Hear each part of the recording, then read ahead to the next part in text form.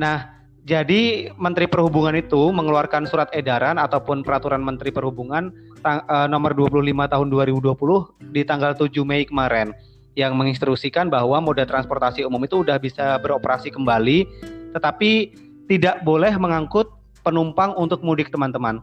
Jadi kegiatan operasional maskapai itu hanya untuk kegiatan kenegaraan seperti mungkin kunjungan presiden atau kunjungan menteri atau kunjungan pejabat-pejabat negara.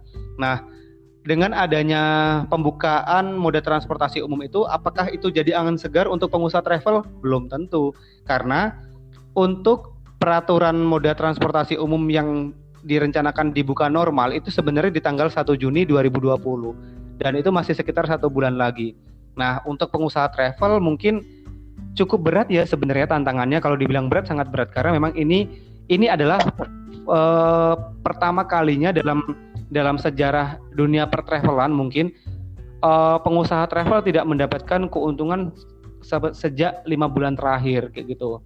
Nah, makanya kita berharap kondisinya cukup membaik karena bukan cuma pengusaha travel ya teman-teman, pengusaha-pengusaha lain yang mungkin memang lagi merintis, kemudian juga usaha yang sudah berjalan sekuat, ibaratnya kayak dia udah berhasil menopang seluruh usahanya, karyawannya di atas perusahaan itu masih bisa kolaps juga dengan adanya corona ini kayak gitu. Jadi benar-benar berdampak sekali terhadap UMKM lah tentunya kayak gitu. Terus Kak, aku mau nanya nih, kan masih seputar corona kan. Terus strategi kakak tuh kalau dalam corona nih biar eksis tuh gimana? Air-Fast Ticket nih biar enggak yang ya kalau lain-lain itu kan mem-PHK karyawannya kan kalau perusahaan lain. Terus kalau strategi kakak nih di Air-Fast Ticket tuh gimana Kak? Oke, jadi gini, Air-Fast Ticket sendiri memang tidak melakukan kebijakan untuk memberhentikan karyawan karena memang sistemnya begini, ketika memang tidak ada pemesanan, artinya memang agen-agen Air-Fast Ticket ataupun Air-Fast Ticket itu memang benar-benar tidak ada operasional teman-teman. Jadi sekarang yang dilakukan Air-Fast Ticket adalah memberikan informasi kepada seluruh agen bahwa kita vakum terlebih dahulu. Oleh karena itu agen-agen yang memiliki kesibukan lain selain dari Air-Fast Ticket, kan banyak agen Air-Fast Ticket itu masih mahasiswa teman-teman. Jadi silakan selesaikan tugas akhirnya terlebih dahulu, kemudian selesaikanlah tugas-tugas yang memang masih tertunda. Nanti kalau misalnya kita sudah bisa berjalan kembali, suasananya sudah normal kembali, kita bakal bangun lagi bersama-sama kayak gitu, bahkan mulai lagi dari nol kayak gitu sih. Nah, itu kalau misalnya kita mau PHK orang itu kayaknya enggak. Terus kemudian strategi lagi gimana caranya agar Air-Fast Ticket masih tetap eksis dengan cara membuat konten-konten yang berbau dengan dunia penerbangan dengan menyisipkan Air-Fast Ticket. Jadi kemarin saya buat konten tentang bagaimana cara memulai bisnis. Nah, di situ bagaimana cara memulai bisnis adalah bisnis Air-Fast Ticket yang saya sebutkan dari awal. Di situ saya singgung Air-Fast Ticket dan disitulah beberapa orang-orang baru yang mungkin baru berkunjung di channel itu jadi tahu Air-Fast Ticket itu ternyata ini dan eksistensinya itu masih bisa lah dikenal kayak gitu. Jadi ketika wabah corona menyerang kita, dalam artian Air-Fast Ticket itu benar-benar tidak vakum 100% dengan tidak melakukan apa-apa. Jadi kita masih sering-sering membuat video-video, konten-konten tentang Air-Fast Ticket yang diselipkan informasi-informasi yang membantu. Jadi selain siapa saja kemarin agen-agen Air-Fast Ticket, kemudian bagaimana caranya, kan banyak nih teman-teman kejadian ketika kita ke bandara, ternyata pesawat itu cancel atau delay atau apapun. Nah, teman-teman sekarang sudah tidak perlu khawatir, bisa mengecek atau mengetahui jadwal yang diubah oleh maskapai itu sejak dini. Jadi di link YouTube itu saya sediakan informasinya bagaimana sih caranya untuk mengetahui jadwal kita tuh masih on schedule atau sudah di reschedule, karena itu sangat merugikan ya teman-teman. Bayangkan teman-teman dari Indralaya, kalau misalnya yang dari Indralaya domisilinya kan harus ke bandara, ternyata setelah sampai di bandara penerbangan tersebut di-cancel karena alasan operasional. Sudah berapa uang yang teman-teman keluarkan untuk menyewa transportasi, kemudian waktu juga. Padahal teman-teman kan sangat butuh penerbangan hari itu. Oleh karena itu diantisipasi, kalau teman-teman sudah mengetahui sejak awal, itu kan bisa dicek, oh ternyata jadwal saya berubah, tapi memang saya harus terbang di hari itu juga. Teman-teman sudah bisa menyiapkan langkah berikutnya. Artinya pilih maskapai yang menyediakan penerbangan selain maskapai tersebut kayak gitu. Nah, itu sih strategi untuk agar Air Plus Ticket itu masih tetap eksis, membuat konten dengan menyelipkan bau-bau Air Plus Ticket kayak gitu. Strateginya ya. Karena gini, Revan, Air Plus Ticket itu sistem keagenan dengan pembagian keuntungan persentase. Jadi ketika memang tidak melakukan transaksi, mereka tidak mendapatkan keuntungan. Artinya memang Air Plus Ticket tidak memiliki beban kerja atau biaya operasional. Kalau perusahaan lain memang mereka kan menggaji karyawannya per bulan. Jadi omsetnya berapapun, kemudian yang didapat berapapun dari perusahaan itu, mereka harus tetap menggaji karyawannya. Kalau di Air Plus Ticket itu tidak berpengaruh. Jadi mereka bekerja dan melakukan transaksi mendapatkan keuntungan. Kalau mereka tidak bekerja ya tidak mendapatkan keuntungan kayak gitu. Jadi tidak ada ngaruhnya ke PHK atau dan lain-lain. Gitu. Baru tahu aku kan kalau Air Plus Ticket itu sistemnya kayak gitu. Iya, jadi memang kita itu gini sih, karena kapasitas mahasiswa itu beda, kapasitas agen itu beda-beda. Ada karena gini, alhamdulillahnya Air Plus Ticket itu dikelilingi oleh orang-orang hebat. Agen-agen Air Plus Ticket itu ya alhamdulillahnya bukan mahasiswa-mahasiswa yang biasa.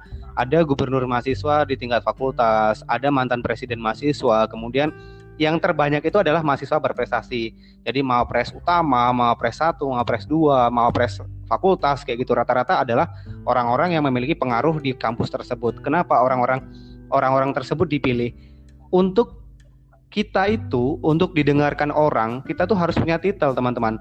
Dalam artian, kita tidak bisa menampik kebenaran hal itu. Coba kalau misalnya kita bukan siapa-siapa yang tidak dikenal, bahkan kita tidak memiliki track record yang bagus, apa kita didengarkan oleh orang lain? Tidak. Jadi ketika ada pepatah bilang, bahkan orang bijak pun kentutnya didengar. Nah, hal ini memang kenyataannya di lapangan seperti itu. Jadi orang-orang yang tadi dipilih adalah orang-orang yang mungkin orang-orang terbaik di kampusnya. Itu fungsinya adalah menjadi jembatan yang menghubungkan Air Plus Ticket dengan kampus. Jadi Air Plus Ticket punya agent di Universitas Hasanuddin Makassar. Basically atau base-nya Air Plus Ticket itu kan di Lampung dan di Palembang. Kita tidak punya akses untuk menjangkau pasar lebih jauh di Sulawesi Selatan. Oleh karena itu, itulah fungsinya agent Universitas Hasanuddin untuk memperkenalkan Air Plus Ticket itu travel yang memiliki program dana talangan. Jadi mahasiswa-mahasiswa di kampus tersebut, kalau misalnya dinyatakan lulus lomba, terkendala dana, bisa menghubungi kampus tersebut. Nah, itulah fungsi agent. Dan kenapa presentase? Ini biar terjadinya keseimbangan. Ada beberapa orang atau beberapa agent yang memang performanya itu bagus. Bukan dalam artian yang lain bagus, tapi memang yang paling bagus. Jadi pernah agent Air Plus Ticket itu 1 bulan mendapatkan keuntungan 7 juta rupiah kalau tidak salah. Itu agent perorangan 7 juta rupiah. Ada juga yang 1 bulan itu cuman mengumpulkan ya sekitar 50.000, 60.000 kayak gitu. Tapi memang Air Plus Ticket sejak awal concernnya adalah tidak menuntut agent-agentnya itu untuk mendapatkan keuntungan sebesar-besarnya, karena memang setiap orang punya kapasitas masing-masing, punya kesibukan masing-masing, dan ya kita memang berdasarkan asas sukarela. Jadi mereka mau bekerja, mereka mau mendapatkan uang, berapapun yang mau mereka dapat itu sesuai dengan kerja mereka, dan itu cukup adil sih kayak gitu loh kalau saya pikir, dibandingkan kalau misalnya begini, pemasukan suatu perusahaan itu kan tentunya dipengaruhi dari kinerja tim ataupun karyawannya kayak gitu. Nah, misalnya Revan, contohnya di sini Revan dan Andrea. Andrea ini asumsi ya, contoh. Misalnya Andrea ini adalah tipikal orang yang memang kurang dalam artian ya bekerjanya itu seadanya, terus tidak banyak melakukan kontribusi yang progresif, sedangkan Revan aktif, semangat, pokoknya gimana caranya bisa naik income-nya. Nah, kalau digaji dengan sama, misalnya kita tetapkan gajinya mereka 3 juta, itu tidak adil, teman-teman. Bakal ada kecemburuan sosial. Makanya kita terapkan presentasi ini, dan ini cukup dianggap adil oleh teman-teman yang lain. Ada yang mendapatkan 7 juta, wajar, dia memang berusaha memberikan dia promosinya itu menarik, kemudian relasinya juga luas kayak gitu. Ada juga yang 10.000, tapi mungkin juga bukan karena dia tidak dikenal, tapi karena dia punya kesibukan yang lain. Itu sih positifnya. Betul. Ada pertanyaan yang lain, Andre? Benar. Atau aku nanya lagi? Boleh. Gimana Andrea? Gini Bang, kan kita udah panjang tuh dari tadi kan cerita tentang Airpress dan lain sebagainya. Nah, aku mau minta tips nih Bang, tips. Ya, tips kira-kira tipsing mungkin gimana tipsnya? Kita ini kan di masa muda gini kan punya niat bisnis gitu. Banyak orang yang niat bisnis berwirausaha tuh sebenarnya banyak sih. Nah, tapi gimana? Tapi orang banyak mengira memulai wirausaha tuh ribet. Gitu. Mau modal, mau cari tim dulu, terus juga belum juga mikirin produknya apa gitu kan Bang. Nah, Babang punya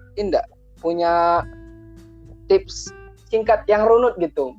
Kira-kira kalau kita mau menjadi wirausaha muda, sebenarnya yang harus kita lakukan pertama tuh apa dulu?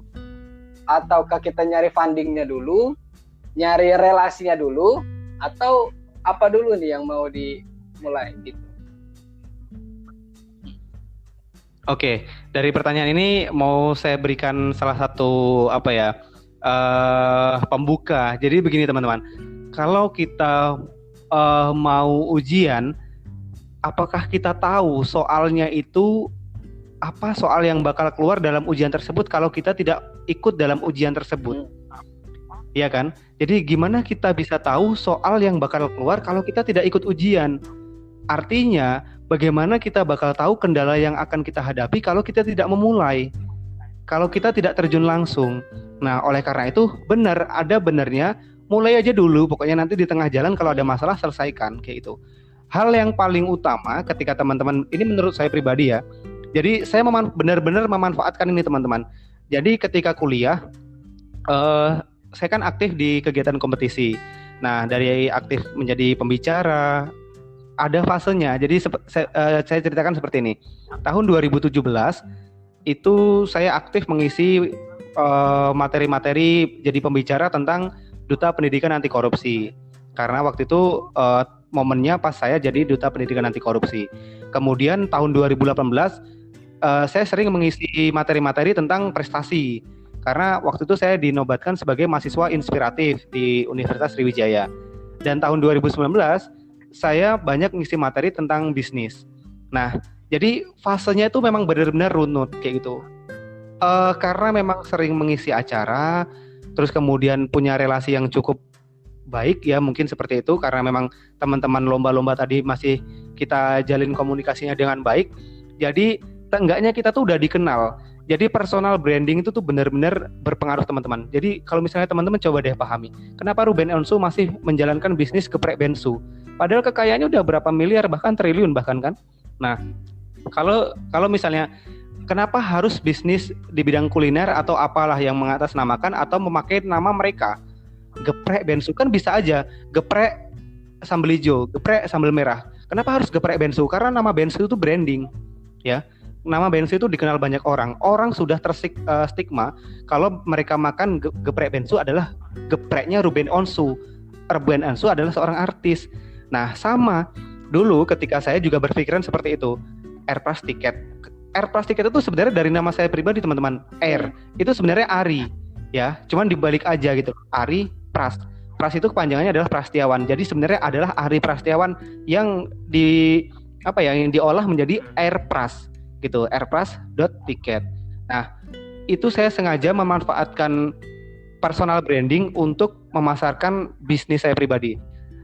Saya paham Andrea dan Revan sama-sama orang yang aktif di dunia kompetisi, kemudian juga sempat memimpin organisasi, bahkan dua-duanya sempat menjadi ketua umum BO Kurma. Terus aktif ikut di kegiatan organisasi tingkat keilmiahan di Unsri kayak gitu. Bahkan mungkin sekarang lagi ngejalin relasi-relasi yang lebih luas lagi kayak gitu. Artinya pasti dikenal kayak gitu. Iya kan, dikenal, nama kalian dikenal. Andrea mantan ketua umum UKM Yurit. Iya. Mantan ketua umum kan Andrea? Ya. Jadi manfaatkan momen-momen seperti itu untuk Andrea, untuk Revan juga manfaatkan apa yang sekarang sudah dicapai. Loh, kita itu mencapai agar nama kita dikenal oleh orang untuk menduduki kursi nomor 1 di UKM URIT itu tidak gampang, teman-teman. Ketika kita sudah mendapatkannya, kok kita yo wes sana gitu ibaratnya. Manfaatkan itu, jual nama kalian itu sebagai siapa-siapanya, dalam artian bukan dalam artian kita sombong ya atau ria kita memamerkan apapun titel yang kita punya, bukan. Coba gini, seorang yang memang aktif di bisnis dan memanfaatkan nama mereka untuk dijual itu kan sudah banyak sekali dan itu berhasil kayak gitu. Yang saya sebutkan tadi adalah sebagian kecil, Ruben Onsu, geprek Bensu. Coba lihat berapa omset dari jual ayam geprek itu tadi. Nah, maksud saya pribadi, ketika teman-teman sudah memiliki titel dan dikenal banyak orang di lingkungan kampus, kemudian di lingkungan orang-orang yang memang basically adalah orang-orang yang bidang keilmiahan atau orang-orang aktivis di bidang lomba atau organisatoris, itu poin pertama yang sudah cukup kuat untuk memulai di bidang bisnis. Kayak gitu. Teman-teman, apapun yang teman-teman katakan, insya Allah tuh bakal dipercaya sama orang-orang kayak gitu. Terus yang kedua itu yang tidak kalah penting. Setelah kita mendapatkan nama, kita harus tahu dulu teman-teman, benar-benar harus dianalisis. Karena analisis ini kelanjutannya adalah permodalan. Jadi ketika analisisnya tidak kuat, teman-teman sudah, oh ya udahlah, yang penting saya mulai dulu. Saya udah tahu kok resiko yang saya hadapi ke depan ini, ke depannya tuh kayak gini. Masalah A, masalah B, masalah C.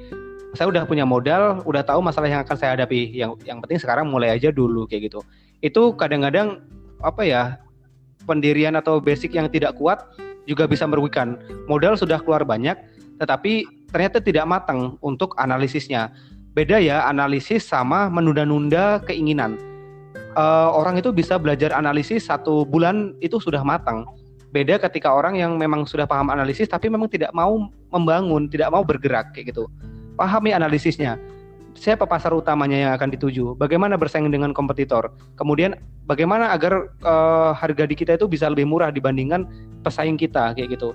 Dan inovasi-inovasi apa yang akan kita terapkan? Misalnya beli 1 dapat 1, atau misalnya sudah berlangganan 10 kali kita mendapatkan voucher untuk belanja berikutnya gratis. Itu kan perlu pertimbangan-pertimbangan seperti itu.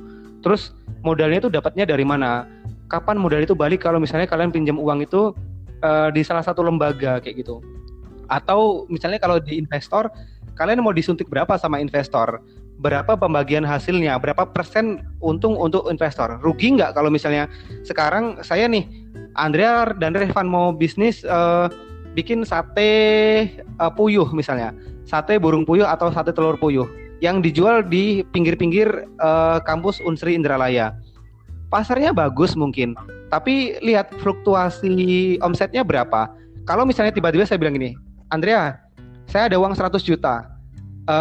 Saya investkan ke kamu, saya minta keuntungannya 80%, mau nggak? Loh, kalau kalian tidak paham bisnis, wah 100 juta ini kalau misalnya digunain untuk bangun restoran yang ada di Indralaya, kayaknya prospeknya cukup baik karena kecil pun udah rame gitu loh. Loh, tapi teman-teman, dia minta 80% loh. Iya kan? Kalian kalau misalnya tidak cermat, oke bang, 80% saya setuju. 80% dari total kekayaan kalian itu bakal masuk ke investor. Kalau kalian tidak paham bisnis, hal itu bisa saja terjadi dengan iming-iming 100 juta, kalian dapat uang banyak, kalian tetap harus mengembalikan uang tersebut karena uang tersebut adalah uang investasi. Uang tersebut harus dikembalikan dan kalian harus bagi keuntungan persenan ke investor tersebut. Oleh karena itu, ini penting kalian pelajari tentang bagaimana cara mendapatkan permodalan dan sistem kerjasama atau kemitraan. Misalnya, 100 juta kalau misalnya kita 50-50 gimana ini Pak, misalnya bank atau siapa gitu. 50-50 dia mikirkan, ya yang intinya kan Bapak punya modal, saya yang kerja, jadi 50-50 keuntungannya. Oke lah, nggak apa-apa, deal. Kalau kalian anggap itu memang menguntungkan, ambil aja kayak gitu. Artinya memang kalian harus paham analisisnya kayak gitu. Kemungkinan resikonya kayak gitu. Jadi misalnya gini, ditawarin ini resiko. Jadi musim-musim corona kayak gini. Ketika di awal kalian tidak merancang bisnis itu atau rencana bisnisnya dengan baik, di awal pokoknya gini, kita sepakati pembagian keuntungannya mutlak 50% per bulan. Apapun kondisinya cuman 50% kayak gitu.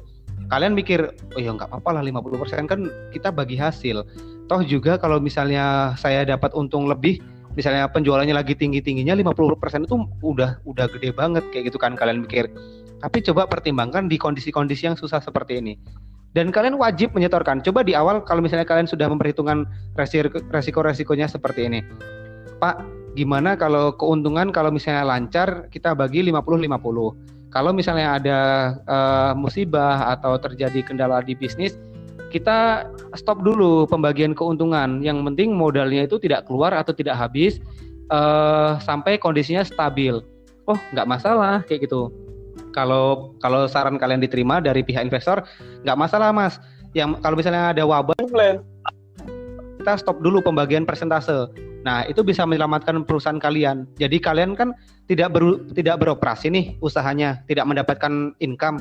Kalau kalian di awal tidak menekankan hal itu, kalian harus tetap membayar pembagian keuntungan 50% itu. Sedangkan kalian tuh tidak mendapatkan keuntungan, bahkan nol. Tapi uang dia kan tetap ada di kalian. Jadi kalian tetap harus memberikan bagi hasil tersebut. Tetapi kalau di awal kalian sudah paham tentang trik bisnis, kemudian paham tentang investasi, kalian sudah tidak kesulitan lagi. Oh iya ini kan pandemi. Di perjanjian awal bahwa kalau misalnya ada pandemi, kita tidak bagi keuntungan. Artinya memang tidak ada uang yang disetorkan dari ketiadaan transaksi kayak gitu Andrea. Jadi paham ya. Pertama personal branding, kemudian analisis usahanya, dan ketiga pasti permodalan. Nah permodalan kalau sudah ketiganya sudah kuat, tinggal jalan aja kayak gitu. Tadi di bagian analisis kan ini sudah mencakup semuanya. Pasarnya yang akan dituju. Oh berarti kalau misalnya pasarnya mahasiswa, promosinya ikut bantu-bantuan dari mahasiswa yang mungkin memiliki pengaruh. Mahasiswa berprestasi utama, kemudian presiden mahasiswa, atau siapapun yang memiliki pengaruh. Karena memang pasar kalian itu adalah mahasiswa. Kayak gitu. Saya yakin dengan gini, saya aja yakin loh dengan udah nyediain dana talangan. Betul. Kok kalian yang udah disediain dana talangannya nggak yakin untuk berinvestasi? Ada sedikit kata motivasi Kak dari Kakak. Motivasi. Tiga poin yang tips yang Kak berikan sama kita. Yang pertama itu adalah personal branding. Yang kedua adalah analisis yang kuat, dan yang ketiga adalah permodalan yang kuat. Baru kita mulai usaha. Oke guys, mungkin itu guys obrolan dengan Kak Ari, salah satu owner Airpas Tiket. Oke guys, sekian podcast dari kami. Tetap stay tune di Kui Podcast selanjutnya. Goodbye.